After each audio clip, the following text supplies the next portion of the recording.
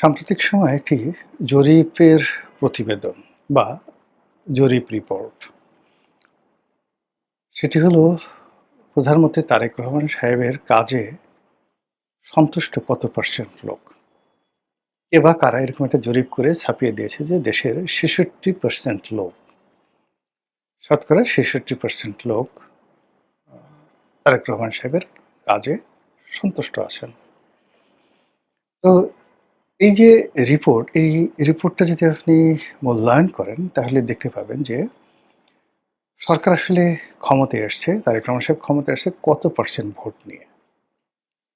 এখন যত percent vote নিয়ে ক্ষমতায় এসছেন, তার প্রায় ২.৫ গুণ লোক এখন তার কাজকর্মে সন্তুষ্ট।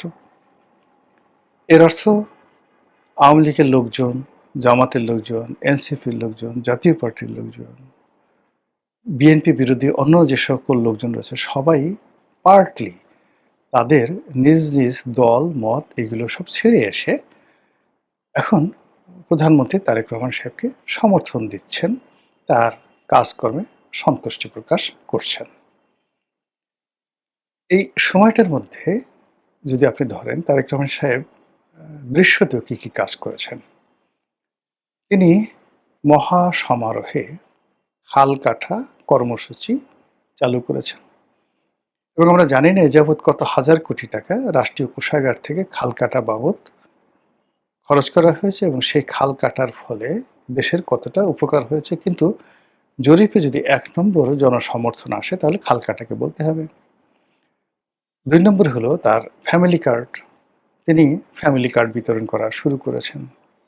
এই যে দুটো গুরুত্বপূর্ণ কাজ, এই কাজের বাইরে গত ৬ মাসে মূলত বিগত সরকারগুলোর যে কাজ রয়েছে সেগুলোর ধারাবাহিকতা তিনি বজায় রেখেছেন।